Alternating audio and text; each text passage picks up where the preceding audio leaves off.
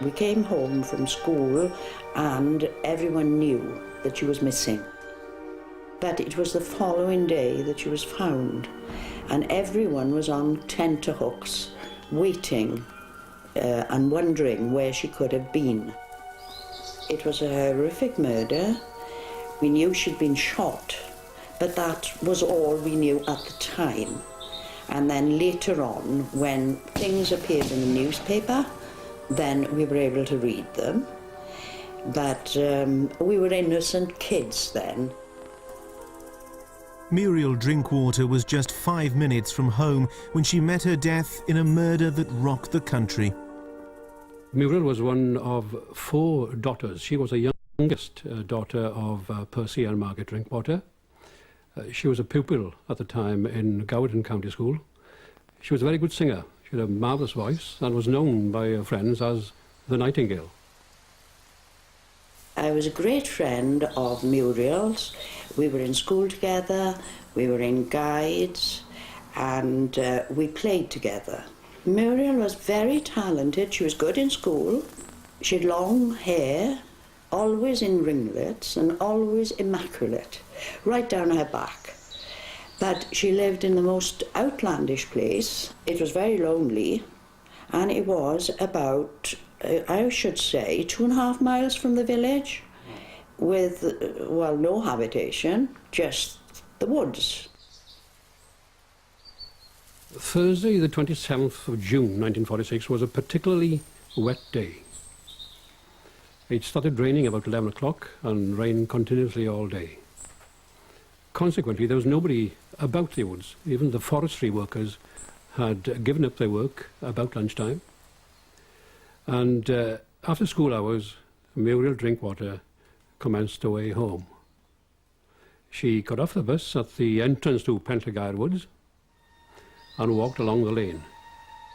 By now she was in sight of her home, but someone was watching and waiting in the woods. When Muriel was approaching the crossroads at the end of the lane, her mother could see her coming, and that was the time she started to prepare food. At the same time, her mother sent her husband to a field to get some water from a well to the front of the house. He came back after about 5 minutes, and by then they both expected to see Muriel. She never arrived, and she was never seen alive again. In torrential rain, her parents went to look for her, but all they found on the track was an unusual cigarette packet. They called the police. They searched for the rest of that evening, called her name out in Penllagaer Woods, and throughout the night. And about 5 to 11 the following morning, PC Davy George came across the body of Muriel in some brushwood. Near the body was an American service pistol, together with spent cartridges and live bullets. They feared the rain had washed away other vital clues. A post-mortem examination was held, and it was found that Muriel had been shot through the heart.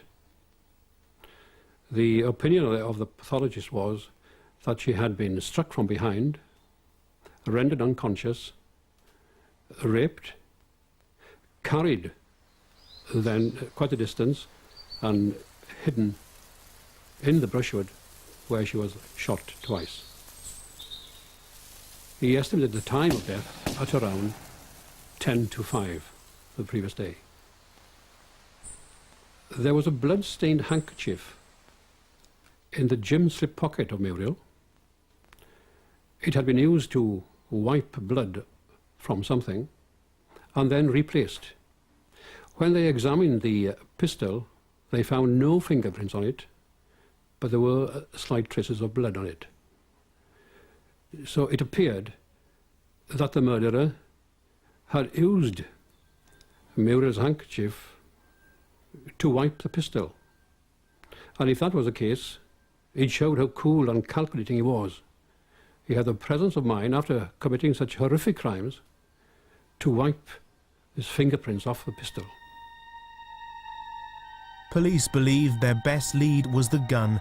The search took them to America, and even the FBI was involved in the hunt, but they drew a blank. The bloodstains on Muriel's clothing was all her blood and none of her attackers.